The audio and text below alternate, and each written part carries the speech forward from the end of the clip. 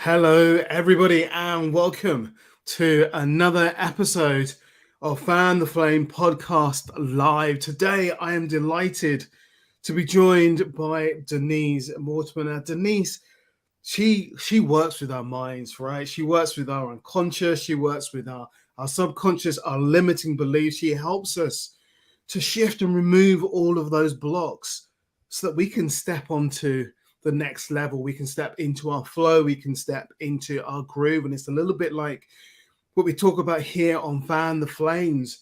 It's about getting that spark. It's about lighting that fire so we can go on and create that beautiful flame that we want to do and live that amazing life that we want to live. So let me welcome Denise to the show. Hey, Denise, how you doing?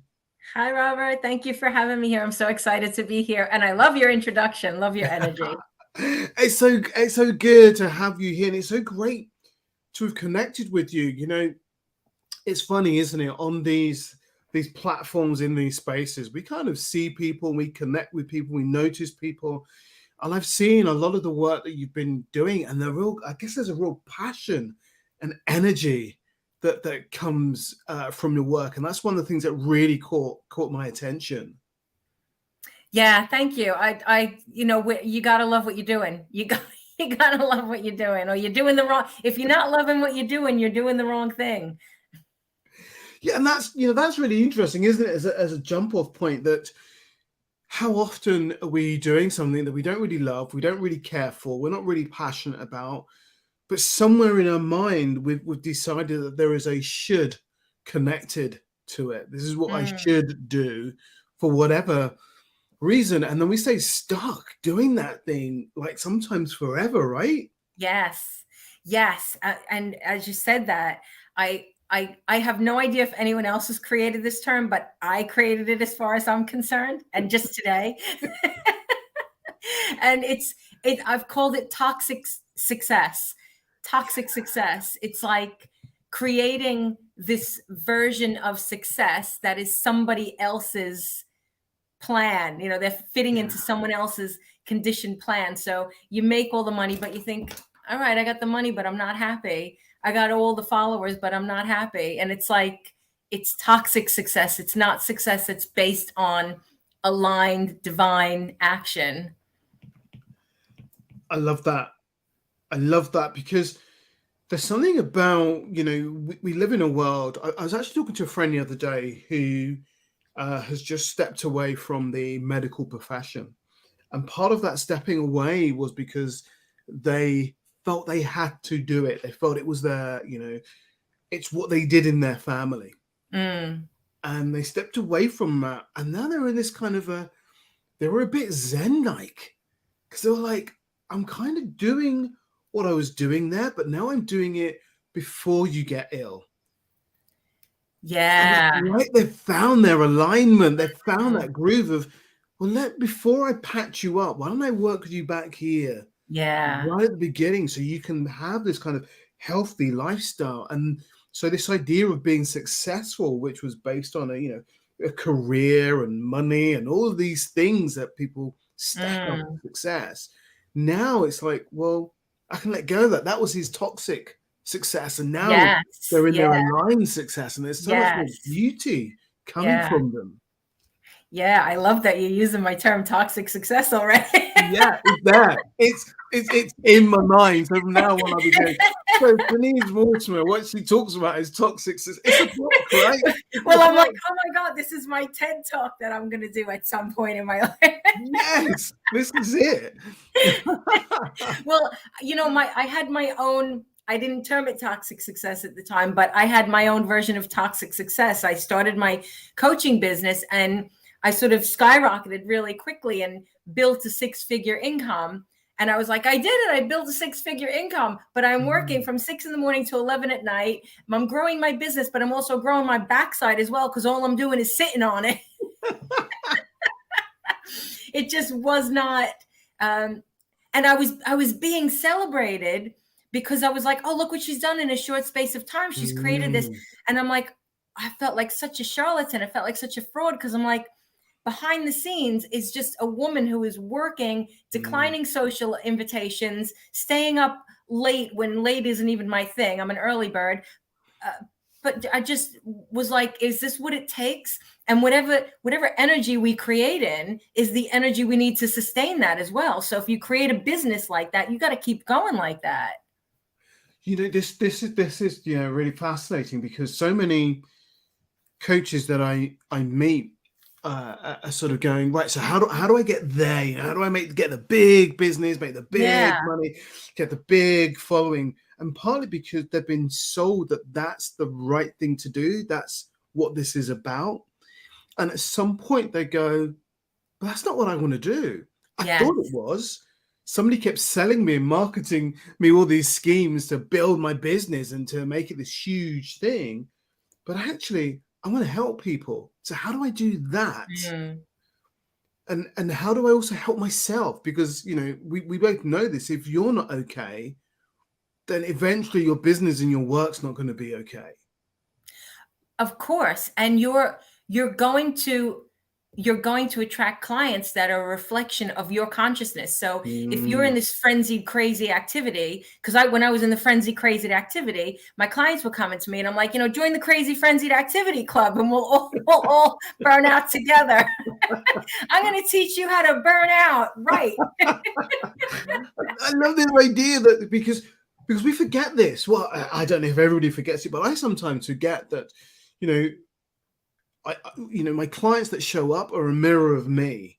Yes. And they reflect my stuff back at me, and I reflect my stuff at them, and we pick that all up in our unconscious states. So if I'm running 1,000,000 miles an hour, they're going to pick that up and they're going to run 1,000,000 miles an hour. And of course, we're in burnout city, all just running, chasing something that ultimately we might not even want. Yes. Well, and sometimes it's the lesson you got to learn. You got to get there. Cause I'd be still thinking, what's it like to get to six figures? What does it take to get to six figures? And I'm like, I know what it's like. And I know how I want to get there, or how I want to be there. And I know how I want to scale and grow from there based on that. I want to feel great. I want to be working with clients. Like I'm going to magnetize the clients who are ready to work with me in a way that feels good for them, where that, you know, they may work hard, but they're working hard at something they love, not working hard because they've been indoctrinated into believing that they have to work hard because it came from generations down the way. You work hard. Yeah. Let it be a choice. I love that idea that you might be working hard, but you're working hard at something you love, and you're working hard at a sustainable level as well. Yes. Yeah.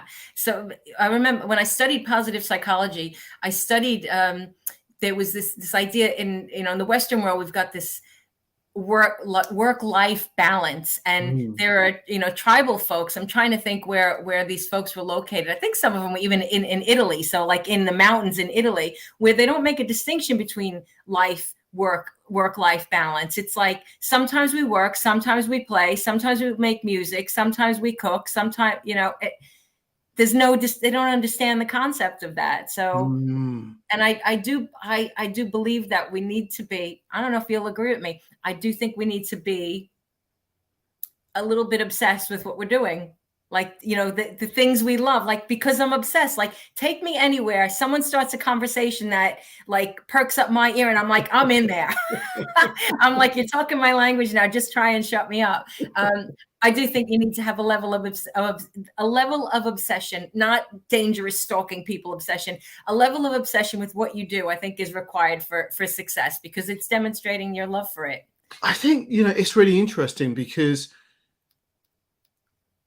as you were saying it, I was going, oh, do I agree with that? And there's a bit of me that's going, I'm obsessed with what I do.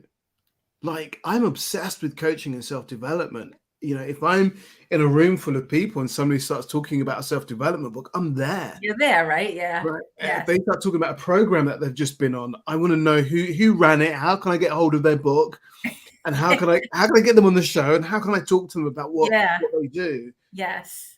And it's like, how do I keep that a healthy obsession so I don't drive myself and the people around me crazy? Although there is a bit of me that kind of goes, I probably do drive them crazy anyway, because it's a bit like oxygen, right? I'm obsessed about it, but it also feeds me in terms of my energy and my desire, my wants and my passions. And then I build on that and I grow with that and I connect with people that do that. And I think if I wasn't obsessed about it, I'd probably kind of give up when it gets difficult. I think you've hit the nail on the head, and that's where you sort of separate who's in whatever they're doing, who's in it just for the money, and who's in it because they're in it to make a difference. Mm. They're in it because they're living on purpose rather than they're living to pursue what someone else has achieved and think, oh, well, I want to make the kind of money they make, or I want to live the kind of lifestyle they make.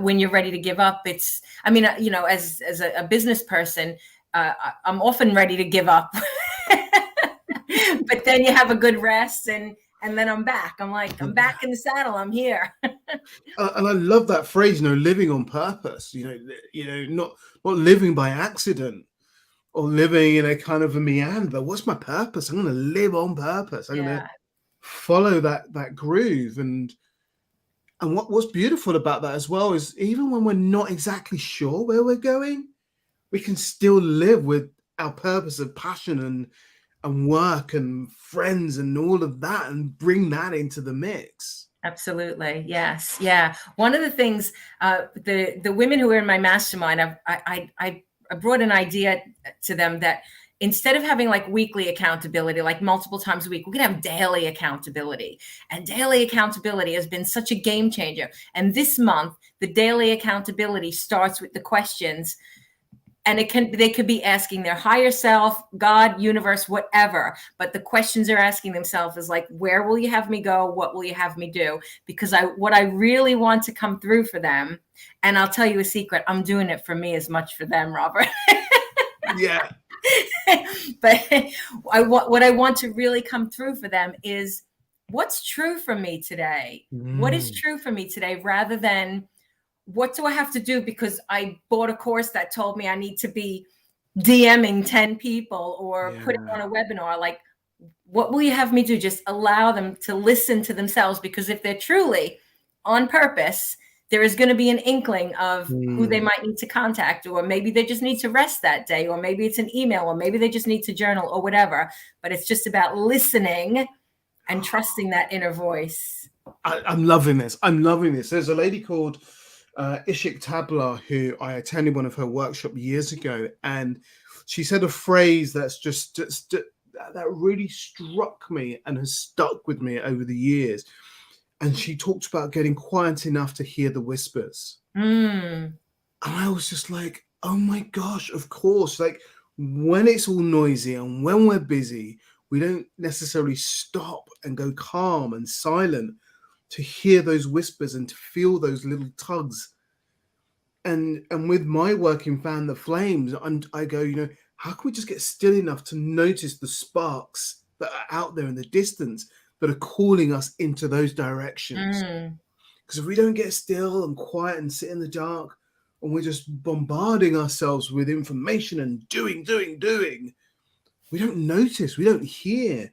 And I love that. What will you have me do today? Wherever it comes from, if it's your goal, if it's your purpose, if it's your soul, or if it's your angels, your guides, whatever you're calling it. What is that? Because it also, what I love about that is it makes it beyond you, right? It's not just, what am I going to do today? It's bigger than me. Yeah. How are you being divinely led? How are you being divinely guided today? Because we're always getting messages, but hands up. I'm getting used to listening more, because I used to be the do. Like I said, I was the do, but I'm learning to listen more. And it's amazing what comes through when you just pick up your journal and you start writing, and then you're like, then you see a post and you go, I'm going to message that Robert Stevenson.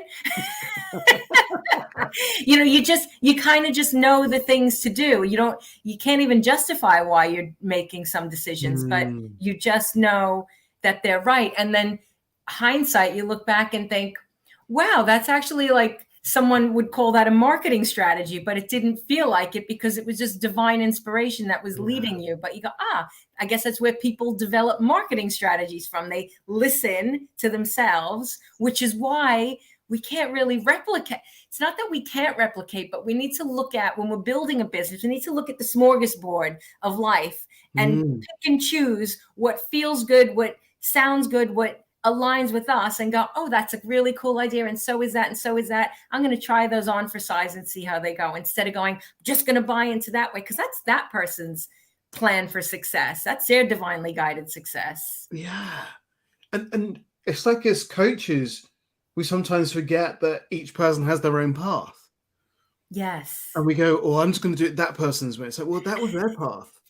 You might learn from it and get something from it, but don't get stuck in it. Yeah. Yes. I have my clients, actually, one of my clients, she's so got used to what I'm going to respond to her, because I'm all about, my clients have been with so many different coaches who tell them a particular thing to do. And I never want to tell them a particular thing to do. I want them to find the answer within themselves. So one of my messages this morning was like, Denise, and she went into this whole sort of, monologue, and she said, I know what you're going to say. I already know the answer. And she said, and I do. She said, just talking it out, I know the answer. I know, because I'm like, you don't need to listen to anyone else. You can absorb it and create your own kind of hypothesis on it, but you don't have to act on it as if it's the only truth, because it's only someone's truth. Yeah. Yeah. And we all have truths, but we could spend a whole day talking about, well, what is truth and what is reality, and whose truth and whose reality, and it then comes back to, well, but what's mine? Because that's what I'm living by. My inner wisdom, my inner voice, getting quiet enough and in tune enough, I think, as well. Really going, how do I need to tune into this? And which is what I love about your work around, how do we get rid of all these blocks? Because all this stuff that's in the way of us tuning in, it's like, how do we get rid of that? Yeah. That's all conditioning, isn't it? It's all conditioning. It's just, we're brought up, and we can't help but being a product of our upbringing. And it's our decision. I feel like the only job we really have as adults is to throw off the layers of limits, to figure out how to discard the layers of limits that keep showing up in our life, because it's like on the route to enlightenment, literally becoming a lighter being. On the route to enlightenment, it's like that television program, The Gladiators. Do you remember The Gladiators? There was like and there was a place called, they had to run the gauntlet. And all the it's like we're running the gauntlet, and it's like your negative thoughts are coming in, and you've always got a choice. You've always got a choice. Am I gonna let that take over? I did a masterclass last night, and I said, I'm like, it's going to be painful one way or another. It's going to be painful if you keep doing the same thing and repeating the same pattern, if it's an unhelpful pattern. And it's going to be painful if you have growing pains and you're going to an area that you've never seen before. You're going to have pain one way. Choose your pain. Choose your pain. Yes. Because I guess part of this non-choosing is that we somehow we get so used to the pain of the repeated patterns, so we don't even notice it's hurting anymore. Yes. Yeah. And we go, well, if I choose something else, that's going to be difficult. But we haven't actually realized that we're in difficult. That's exactly that. Because when I help people a lot around money stories. That seems to be, I didn't choose it. It chose me, like helping people with money. And I listen to people, and it's such disempowering language. And, our language casts spells, spell. We spell things, we cast spells with our words. And these people will say to me, but how do I get out of this? Because I have no money. I'm like, that might be your truth right now. But unless you decide to cast a new spell, to state, because people think affirmations are looking in the mirror going, I am beautiful. I'm wonderful. Affirmations are saying, I have no money. That's an affirmation. You're affirming to the universe. And the universe is always saying, absolutely. whatever your wish is my command. I have no money. Of course you don't. I wish Yeah. I had money. Here, have more wishing that you had money. I wish I didn't have this bill. I wish I didn't have, and you just get more of what you want. So you're getting more of what you're putting out in the world. So there's something really interesting, because I love this idea of we cast spells with our language. I love that sense that we are magical beings, and somewhere along the line we forgot all of that. Yes. And so now we think we're not magic. We think we have no power unless somebody gives it to us. Yes. And then we wake up one day, we go, well, what am I choosing? And then we go, right, so what do I want to cast into the world? What's that spell that I want to weave? Whether that spell is about, I want to connect, or I'm connecting more with people. They're saying, instead of saying what you want to do, say what you are doing. I'm connecting more with people. Yes. You know, I'm earning more money. I'm earning this amount of money, whatever that number is. Yeah. So we start to really name what we want, not as a wish, because we can't do anything with wishes, but it's like something really, I don't know. I know it's not tangible, but it feels tangible when we say, I'm going to cast a spell into the universe of what I want, of what I'm being, what I'm becoming, and I'm going to make that happen. Yes. Yeah. Yeah. Absolutely. Create your truth. Have you read Psycho Cybernetics?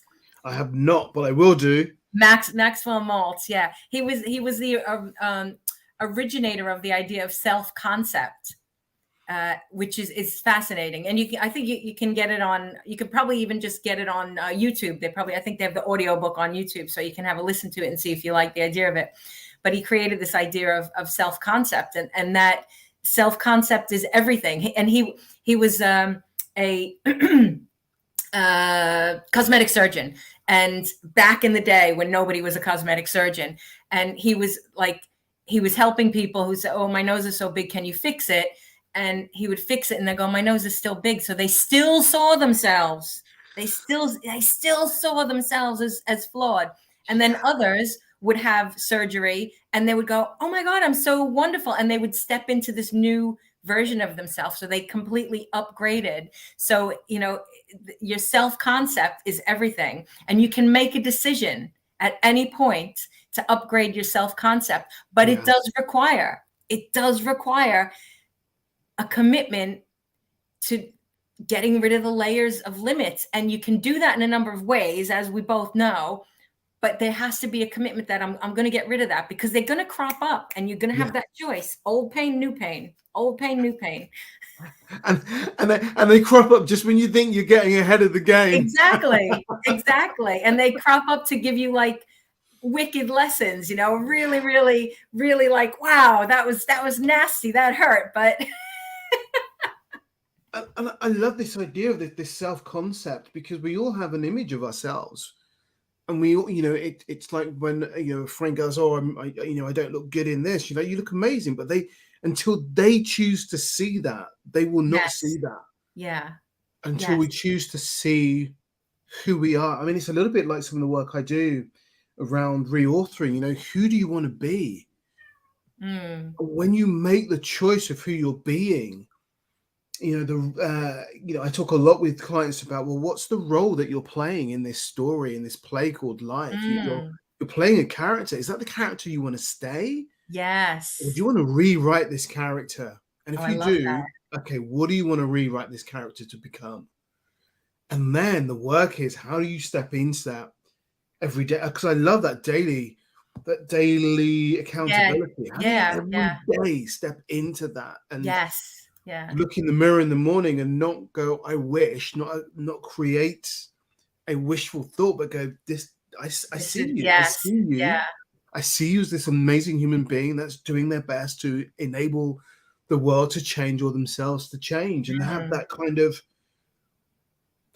ownership, because there's a kind of a power that comes with it as well.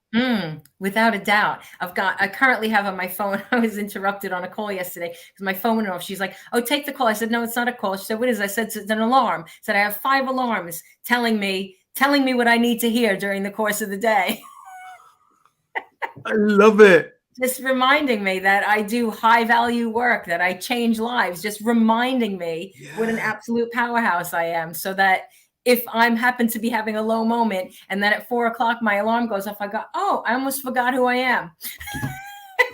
Absolutely. So, so I have reminders on my phone as well. So a few times a day they just pop up and they go, "This is what you do. This is what you're about." And I go, "Oh yeah," because we all have those moments where Yes. Yeah. it slips away from us, or it's difficult, or we question, and we need that reminder. Yeah. And it's moment to moment, because some folks will think, okay, yes, I do my morning routine. It's not good enough, because with 70,000 plus thoughts a day, and most of them, oh God, who is it who says it? I think Dr. Joe Dispenza says, I might be misquoting, I hope I'm not, but I think it's him who says that we have 70,000 thoughts a day, and 80% of those are based on what we thought yesterday. So we're taking yesterday's baggage into the future every single day, 80% of the time. Yeah. We have to be conscious. We have to make better choices for ourselves. And there's a consistency that has to come with it. And most people don't have that consistency, which is why coaching is such a massive thing now. Yeah. We know that we don't need to be these conditioned robots doing what other people have, told us we've had to do all our life. Even the school system, bless the school system for teaching us reading, writing, and arithmetic, but, indoctrinating us into my son went to a school, it was supposed to be for entrepreneurs. There was nothing entrepreneurial about it. They were just railroading him into well, do you maybe want to be, because he wasn't book smart, he has 3 businesses now. He has 3 restaurants, right? He's 30 years old. He's got 3 restaurants, but they were railroading him into because he wasn't academically smart. Well, maybe you could be a builder. Maybe you could be a bricklayer, which are very honorable things, but because he wasn't fitting into their boxes, they had to create something for him. And he was like, he's been back to his school doing lectures on being an entrepreneur, because I mean, this makes me think about, because you were saying there about we have to make the choice to do this, and it's a moment by moment choice. Yes, we need to come back to, we need to remember, we need to have our accountability buddies, whether that's our coach, our therapist, whoever it might be, our mentors. That's going, okay, so what are you doing? What do you need to remember? What do you need to remember? And what needs to be new? We can get so caught in the old and just keep bringing, like you said, just keep bringing yesterday's garbage with us. Yes, yeah. And the idea, I love the idea of how do we strip that all away, just kind of get rid of it and go, right, let me rebuild my foundation. Let me recreate what I want to be in the world and enable that to happen. But recognize there is discipline necessary. Yes, yeah, yeah. And without the discipline, without the daily doing or the daily being, it's like it doesn't happen. It doesn't happen by accident. Yes, it's got to be on purpose. It's got to be intentional, and you're going to know that there's going to be tough days. But which is why that old, I don't know who even created saying that we become the sum of the 5 people we spend the most time with.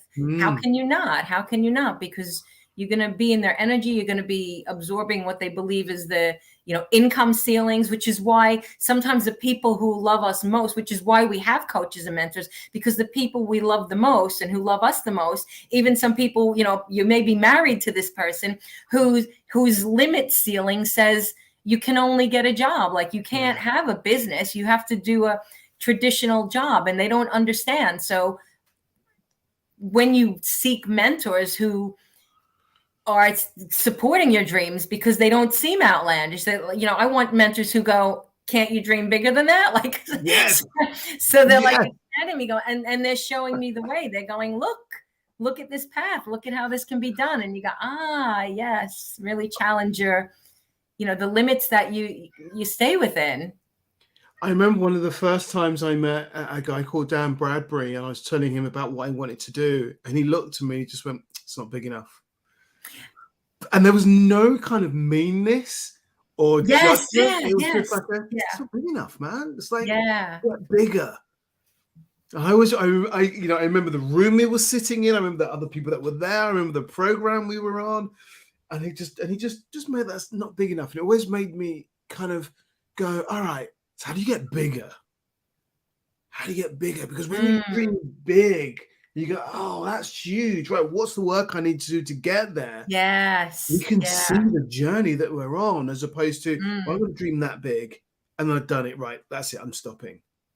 Yes, because we dream when someone says, "What do you want?" We think about what we think we can have rather than what we really Yeah. want. Yeah, Yes. Yeah. yeah. On my program, one of the questions I asked the group is, so what's your secret wishes? What are the secret ones? Because I you love told it. me Yes, what you yeah, want, what but you what think haven't is you told me? possible. Yeah, Come yeah, on, what's that?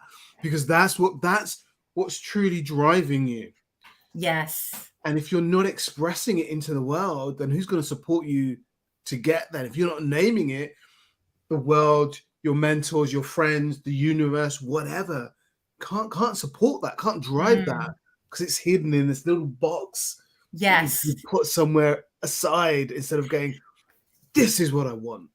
Yes, and if you can for a split second, again, I talked about this in my masterclass last night. So we did this belief change process, and then at the end I said, who believes in this who believes in their new belief? Oh, who doesn't believe it? And they raised their hand. I said, great. I said, what I want you to know is that you've planted a seed. You've now planted a seed, and you have to nurture that seed, because you're Yeah. not going to have a tomato tomorrow. You Yeah.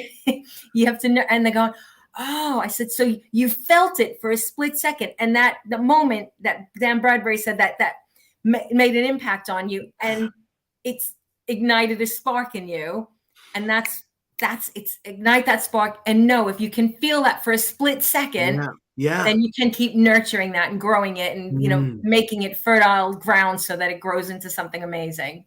And I love that thing of, can you feel it? One of one of my practitioners that I work with, who supports me, one of the things that she talks about is, okay, feel it, feel that business, feel the people you're working with, you get it in your system, sense into this, because that feeling is also going to be part of what drives you forward and gives you that momentum and that fuel to do the work that's necessary to make it happen.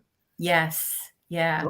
And it makes me go, yeah, I am obsessed with this. You said earlier, you got to be obsessed. And it's like, well, yeah, we are obsessed with this. And it's not a bad obsessed. Well, this is it. It's like redefining obsess, redefining that maybe like with stress, you've got stress and distress. Maybe we've got the same with, I've just invented something else now. I love it. I love it. Because that healthy obsession means that we look at the details. It means we look for the new. It means we experiment and we try, as opposed to settling, because we can settle. And there's nothing wrong with settling, but it's about what are you choosing? Are you settling on purpose, or are you settling by default? Yes, and that's where the layers of limits come in, isn't it? Because if you're settling because you don't think anything else is possible for you, and you are convincing yourself that it's okay, and then someone comes along and can see your potential, and then you think, wow, because I've seen this before. I'm like, oh my God, it's like X-ray vision to see that there's so much more potential in that person, but they've talked themselves into staying in a particular place because it's scary, and fear is fear or love. It's love or fear or love or fear. And most people are in terms of map of consciousness, David Hawkins' work. You familiar with David Hawkins? So many new names coming in. David Hawkins. So, this is amazing. I don't want to take too much time explaining this, but he has the map of consciousness, and it's a scale of the vibrational frequencies of different emotions. And up to the level of courage is a frequency of 200. It measures at 200. And I'm going to, I hope I'm not misquoting, but I think it's about 80% of the population are vibrating at a frequency that is under the level of courage, which by his definition, and he spent 28 years of his life developing this scale, so he's no fool, and he's studied it properly. 80% of the population are operating at a place under courage, which puts them in a place of personal disempowerment. Most of the people on this planet are operating from a place of personal disempowerment. Yeah. We have a lot of work to do. Yeah. Yeah. That's interesting. So another practitioner who I work with, she talks about what's your vibration? What's your frequency? What are you tuning into? Yes. And are Yeah. you tuning into those higher frequencies that allow you to vibrate on a level where you start to create change in the world? Yes. For yourself and for others? Yeah. Or are you vibrating at that frequency that isn't moving anything? That's just quite, I don't want to use dull's not the right word, but you just kind of a drone in your sound, or are you Yes. nice and high in your sound? And it's like, where are you in your vibration? Because that we know when we're having a down day, we're in a low vibration. Yeah. And when we're having those great days where we feel we're sparking and we're alive and stuff's happening, we're in that high vibration, and we might call that high vibration flow. And we're in that state of flow where things are just happening and being creative for us. We're just like, yeah, this is it. Yes. And then sometimes we're not in there. And it's like part of our work is, what are the things that we need to do moment by moment, day by day, to get into those flow states so we can hold that high vibration as opposed to out of that flow state. Yeah. And I think there's something important. I just want to acknowledge here as well that for anyone who's in a bad place, that it's not about just being in a high vibe all the time, but recognizing that we have the power within ourselves, and we can give ourselves permission. Like some days I wake up and I'm like, I don't know if I want to like the world today. It's very rare, but I'm like, I don't know if I want to be in love with the world today, and I give myself permission to be a little bit down. Yeah. And obviously there are people who might need to seek medical support for things like that, but that it's not just about being in the high vibration, but it's knowing that you have tools that will shift, that you can shift into a different state of mind, to know that there's another opportunity, there's another option for you, that you don't need to own that as the only truth for you. Yeah. Because I know that for me, it was when was it? One day last week, or maybe it was the week before, I was just like, nah, I'm just not up for it. Yes. Yeah. I'm just not up for it, and I'm going to take the day off. I'm not going to do anything. I'm going to message who I need to message. I'm going to move what I need to move, and I'm just going to sit with this, because I think we have to feel that the full spectrum of our emotions and our being. And when we're being in that low space, sometimes what I think is a falsehood is that we just try and pull ourselves out. Yes. Yeah. And beat ourselves up for being there. So then it compounds and makes it even worse. Yeah. And that what I'm going to suggest is, like, when you had that moment last week, that was probably your nudge I'm making this up, but maybe it was your nudge from the universe that, you know what, Robert, take it easy. You do a lot of work. Like, today's your day off. Put your feet up, keep your slippers on, make a few calls, whatever you need to do. Like, just take it easy on yourself. And we can have permission to do that as well. Yeah. Because I think one of our beliefs that we might carry is that if we stop, the world falls apart. Yeah, that's so pervasive around money. I have to work hard for money, and if I'm not working and I'm not making money, then I'm not any value to anyone. And it's we got to listen. We got to listen. Really, it really is in the stillness that the nudges come through, that the ideas come through. But there's such a state of fear about having to do things to get ahead, and then don't even get me started on mass media and the message from the press that all it does is just compounds the fear. Like, if you're not already worried about things, like, read the paper or watch the news and make sure you get in a bad state about it. Like, the healthiest thing you can do for yourself is, like, avoid the news. I once read that if you read the news, you're uninformed. If you don't read it, if you don't read it, you're uninformed. If you do read it, you're misinformed. Yeah. So it can be so damaging to our well-being to pay attention to what's going on out there. Yeah. Or the perception of what's going on out Yeah. there. Yeah.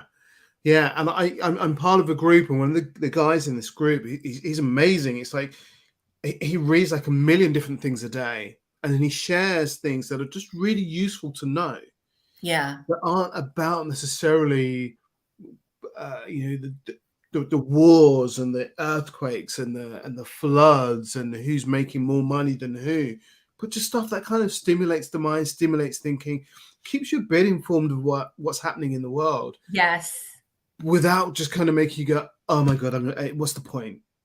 Yeah. If, Yes. if I can't eat, I can't eat, pay my bills, I can't afford a house, I can't. What's the point? We're going to go on strike. I can't get to work because the roads are closed and the trains aren't running, and it's like Yeah. we can get Yes. into a state of just like, well, whatever. And when you put that in with this map of consciousness where most people are already operating in a place of Mm, disempowerment, fear keeps everybody yeah, in check. Like, don't challenge the system. Other people know better.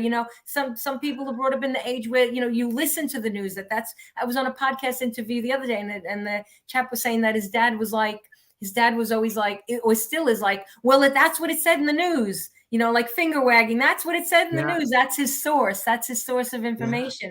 It doesn't get questioned. So we have to have a tremendous amount of resilience and desire to step into a whole new level. So anyone who's doing it, it needs to be applauded for actually taking action and, running the gauntlet and avoiding those gladiators yeah. coming in trying to knock them off course. And it also makes me think about this idea of what are your other sources? What are your other inlets or intakes or connections Yeah. that allow you to continue running that gauntlet? Because Mm, I don't think we do this on our own. I think we do this in relationship with others absolutely. that support us through their means, whatever that might be. So they might be the one that helps us to take away our blocks and to remove all those layers. They might be the one that helps us find our spark and lights our fires. They might be the one that Mm, helps us to create our structure to do whatever it is that we want to do. And it's like making sure that we bring those people in and around us, mm, and that we change them up. So I've been working with you for a while. Now I'm going to work with you, and I'm going to work yeah. there, and I'm going to Yes. explore and shift and change. So we're creating a new and not getting stuck in the old. Yeah.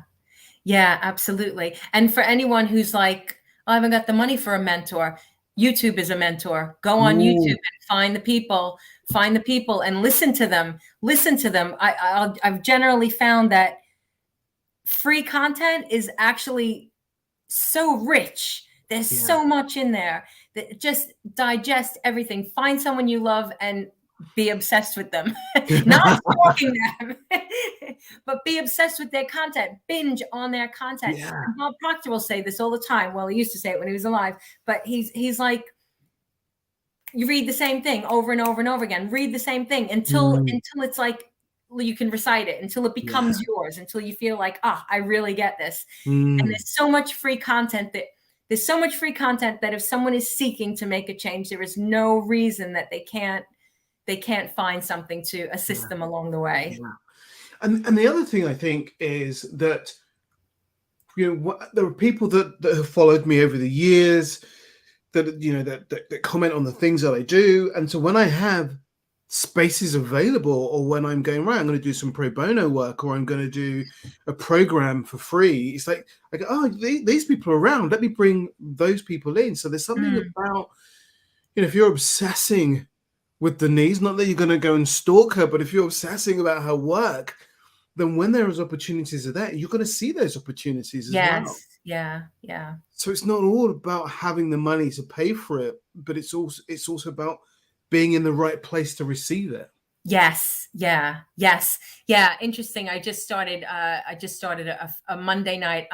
I'm not a big fan of winter. I don't like the dark nights. Like, I'm like, bring on the summertime. So I'm like, okay, again, very selfish. Same thing with my mastermind. Just for selfish purposes, I'm like, every Monday I'm going to do a free masterclass for my Facebook community. And I'm having the best time. It's absolutely free. I'm giving them like tremendous amount of value. It's giving me a great amount of joy to do it. And they're getting so much from it as well. So I'm like, oh, this is a winner. I like this. And I'm committed to doing it. As long as it's winter and it's a Monday night, I'm there. Oh, I love it. Because what I also love about that is there is a commitment there. It's like, if you know it's winter, Monday, I'm going to be there. So you show up if you want, but I'm going to be there. And yes. I sometimes think about how when we make those commitments, not only do people receive from us because we're sharing whatever it is we're sharing, but by making that commitment to ourselves as well, being in that space to do that work, it kind of it allows maybe new ideas to come to the surface, new connections. Yes. So we go, you do that work. Okay, well, what can we do together? Yeah. Make something else happen. And how do we build on that? And how do we build on that? And it's like that I don't want to say discipline in a way that makes it feel very stoic and hard, but there is something about making that commitment to the self, making the commitment to the change. It's necessary in order for it to happen. Yes. Yeah. Oh. I love great it. Conversation. Really great. We had a really passionate kind of exchange here. As I knew it would be. I love your energy, Robert. I love your obsession. We need to create a term that comes up with, it's like eustress and distress. So we need one for obsession. I'm going to create that term for obsession, where you've got good obsession and bad obsession. Bad obsession is when you go to prison for like stalking someone. Good obsession is when you're living on divinely guided purpose. That means that you can't help but keep giving the best of yourself, like it, because it lights you up. Look at the both of us. We're both, animated and lit up because we're talking about the thing that fuels our soul. So you talked a little bit, or you talked a few times about your groups and stuff. So if people want to get hold of you, if they want to connect with you, where's the best places for them to go and do that? They can find me on Facebook, Denise Mortimer, and they can find me on my website, which is denisemortimer.com. And they can, message me either way through there. I'm always open to hear from folks. I love hearing from people. If they've heard, if they've listened, if they've picked up any morsels, if there's anything they need support with, I'm open and I'm happy to hear from anybody. And what's next for Denise? Like, I sort of hear this passion of supporting and helping people to kind of remove those layers, and I'm wondering, like, is there like a plan or like a spark where you're going, I can see it, I know what's coming next, or something in play? The immediate next step is to train people in a subconscious process that has been really powerful, because it feels almost selfish to not share it, because if there are plenty of people who can be delivering that. So it becomes a wider spread, even wider. So it's about teaching people that process and getting that out so they can make a bigger impact in their communities as well. That feels like the next, and speaking on stages. And the big vision is I want to be traveling all over the world and speaking. I did a lot of speaking before COVID, and I haven't really got back to it. So back to stages and some international travel. That's the vision I had today. Nice. So I'm going to be looking out for that, so I can come and be in that front row, whooping it up.